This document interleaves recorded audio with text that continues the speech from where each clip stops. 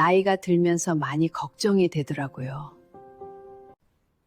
지금 이 집에서 내가 앞으로 계속 살 수 있을까? 혼자 쓰러지면 아무도 모르는 건 아닐까? 혹시 이런 생각 한 번쯤 해보신 적 있으신가요? 저는 오랫동안 주거복지제도를 상담해온 전문가로서 오늘은 꼭 한번 들어두셔야 할 이야기를 전해드려야 합니다.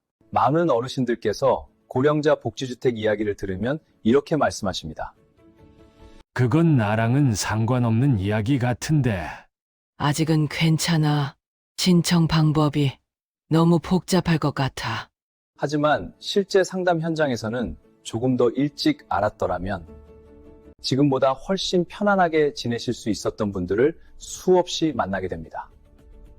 오늘 이 영상에서는 2026년 말 기준 LH 고령자 복지주택 입주 자격 조건을 가장 쉬운 말로 그리고 꼭 필요한 핵심만 정리해드리겠습니다.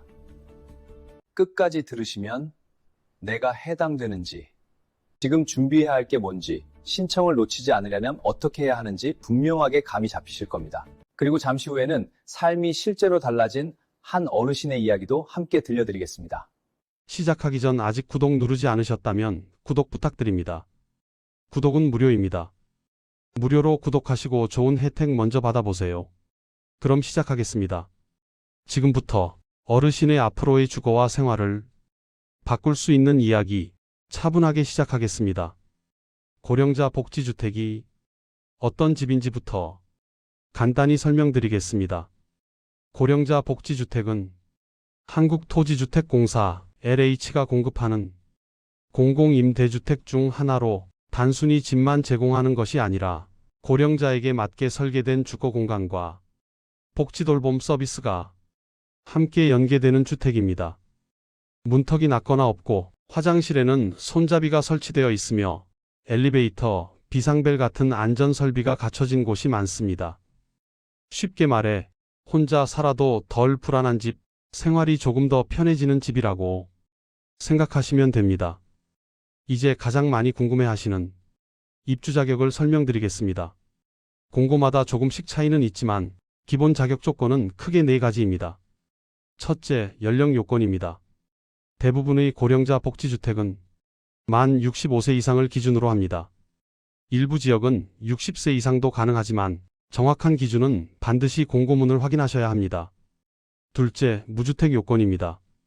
신청자 본인뿐 아니라 함께 사는 세대원이 모두 집이 없어야 하는 경우가 많습니다. 내가 집이 없으면 된다가 아니라 세대 기준이라는 점이 중요합니다. 셋째, 소득 기준입니다. 전년도 도시근로자 가구당 월평균 소득의 일정 비율 이하인 분들이 대상이 됩니다. 공고에 따라 70%, 100% 등으로 다를 수 있으니 공고에 적힌 기준이 최종이라고 기억하시면 됩니다. 넷째, 자산과 자동차 기준입니다. 예금, 보험, 차량 가액 등을 종합해서 판단합니다. 차가 있다고 무조건 탈락하는 것이 아니고 차량 가액이 기준을 넘으면 제한될 수 있습니다. 정리하면 나이, 무주택, 소득 자산 기준 이 4가지만 먼저 확인하시면 고령자 복지주택은 충분히 도전해 볼 수 있습니다. 다음으로는 임대 조건에 대해 알아볼 텐데요. 임대 조건은 보통 거주 면적에 따라 조금 달라집니다. 보증금과 월세가 함께 구성되어 있는데 생각보다 금액이 정말 저렴합니다. 공급처별로 그리고 지역별로 다르긴 하나 LH와 지자체가 추진하는 고령자 복지주택은 보증금 약 250만원에서 1100만원 수준이며 월 임대료는 5만원에서 12만원 정도로 나오는 곳도 있습니다. 시설 또한 기본적인 생활 환경이 갖춰진 공공실버주택으로 평가됩니다. 월 5만원으로 좋은 환경이 갖춰진 주택에서 거주할 수 있는데 꼭 관심 가지고 본인의 현재 거주 지역에 공고가 있는지 수시로 알아보시기 바랍니다. 이제 마지막으로 신청 방법을 설명드리겠습니다. 여기서 많은 어르신들이 헷갈려 하십니다. 신청은 어디서 하나요? 마이홈 포털에서 하는 거 아닌가요? 동사무소에 가서 물어봐도 되나요? 이런 질문들을 정말 많이 합니다.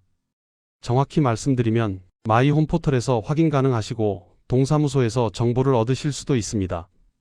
대신 신청은 LH 청약 플러스에서 신청합니다. 동사무소에서는 신청 방법을 따로 더 자세히 알려드릴 겁니다. 먼저 마이홈 포털은 정보를 확인하는 곳입니다. 내가 어떤 주거복지 대상자인지, 고령자 복지주택이 어떤 제도인지 미리 알아보는 곳입니다. 실제 신청은 LH 청약 플러스에서 합니다. 여기에 모집 공고가 올라오고 공고기간 안에 신청서를 접수하게 됩니다. 순서를 정리하면 이렇습니다. 마이홈 포털 혹은 동사무소에서 제도와 대상 여부 확인, LH 청약 플러스에서 모집 공고 확인, 공고 기간에 맞춰 신청, 서류 제출 대상자 선정 후 심사. 이 흐름만 기억하셔도 신청 과정의 절반은 이해하신 겁니다. 이제 이 과정을 직접 겪은 한 어르신의 이야기를 들어보겠습니다. 안녕하세요. 내 이름은 김순자, 73입니다. 남편이 떠난 뒤로는 반지하 방에서 혼자 살았습니다. 햇빛은 창문 위쪽으로만 조금 들어왔고 계절이 바뀌어도 방 안 공기는 늘 비슷했습니다. 낮에는 괜찮았습니다. 라디오 틀어놓고 시장 다녀오고 밥해 먹고 나면 하루가 금방 갔거든요. 그런데 밤이 되면 달랐습니다. 불을 끄고 누우면 갑자기 숨이 막히는 것 같았습니다. 방 안이 조용해질수록 내 숨소리만 크게 들렸어요. 혹시 여기서 쓰러지면 어떡하지? 며칠 지나서야 발견되며 그 생각이 들며 눈을 감을 수가 없었습니다. 그래서 다시 일어나 불을 켜고 누웠습니다. 전기세가 아까운 줄도 몰랐어요. 그냥 무서웠거든요. 밤마다 천장을 보며 이런 생각도 했습니다. 사람이 이렇게 늙는 건가? 이게 내 마지막 모습인가? 그렇게 몇 년을 살았습니다. 그러다 어느 날 동사무소에 갔다가 벽에 붙은 안내문 하나를 보게 됐습니다. 고령자 복지주택 입주자 모집. 처음엔 그냥 지나쳤어요. 나랑은 상관없는 이야기 같았거든요. 괜히 마음만 흔들릴까봐 애써 안 보려고 했습니다. 집에 돌아와서도 그 글자가 자꾸 떠올랐습니다. 며칠 뒤 동사무소 직원분이 조심스럽게 말을 꺼냈습니다. 어머님, 고령자 복지 주택이라고 있는데 한번 알아보셔도 괜찮을 것 같아요. 그 말을 듣는 순간 이런 생각이 먼저 들었습니다. 내가 거길 들어가도 되나? 나보다 더 어려운 사람도 많을 텐데. 괜히 욕심 부리는 것 같고 괜히 기대했다가 상처만 받을 것 같았습니다. 하지만 마음 한편으로는 이렇게 계속 살 수는 없겠다라고 생각이 들었습니다. 그래서 용기를 냈습니다. 서류를 챙기고 물어보고 신청을 했습니다. 기다리는 시간은 생각보다 길었습니다. 괜히 신청했다는 생각도 들었고 괜한 희망을 품은 건 아닐까 스스로를 다그치기도 했습니다. 그리고 어느 날 전화가 왔습니다. 지금은 그 집에 살고 있습니다. 이 집엔 문턱이 없습니다. 걸려 넘어질까 신경 쓰지 않아도 됩니다. 화장실엔 손잡이가 있고 미끄럽지 않은 바닥이 있습니다. 방 안에는 비상벨이 달려 있습니다. 그 비상벨을 처음 봤을 때 괜히 눈물이 났습니다. 이제 누군가는 나를 신경 써주는구나. 그런 생각이 들어서요. 아침에 문을 열며 같은 또래 사람들이 복도에서 마주칩니다. 어제 잘 주무셨어요? 오늘 날씨 춥네요. 그 한마디, 그 인사가 이렇게 고마운 줄 예전엔 몰랐습니다. 지금은 밤에 불을 끄고 잡니다. 처음엔 조금 무서웠지만 이제는 괜찮습니다.